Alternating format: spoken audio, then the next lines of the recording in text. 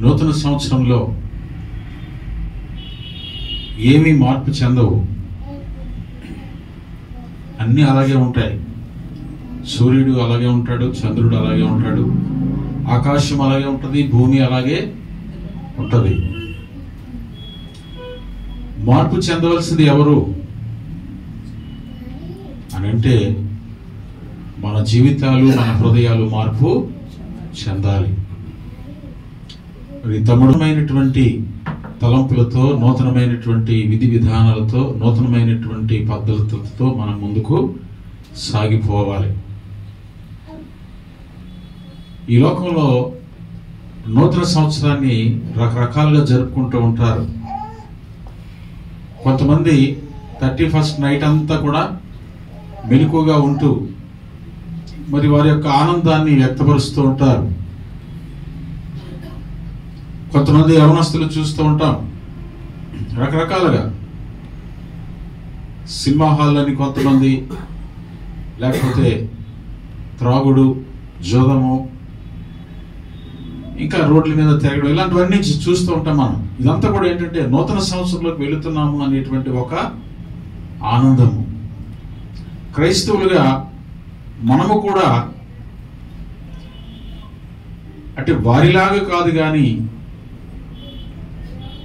దేవుని యొక్క ప్రణాళిక నూతన సంవత్సరంలో నా పట్ల ఏమై ఉన్నది అనేటువంటి ఉద్దేశంతో మనందరము దేవుని సన్నిధిలో ప్రార్థిస్తూ నూతన సంవత్సరాన్ని ఆహ్వానిస్తూ ఉంటాము. అయితే మార్పు చెందవలసింది ఈ ప్రకృతి కాదు, కానీ మార్పు చెందాల్సింది ఎవరు? మనిషి యొక్క హృదయము, మానవుడు. ఎన్నో సంవత్సరాలు గతించిపోతూ ఉన్నాయి, ఎన్నో యుగాలు గతించిపోతూ ఉన్నాయి, కానీ మానవుని యొక్క హృదయంలో మార్పు అనేది రావటం లేదు.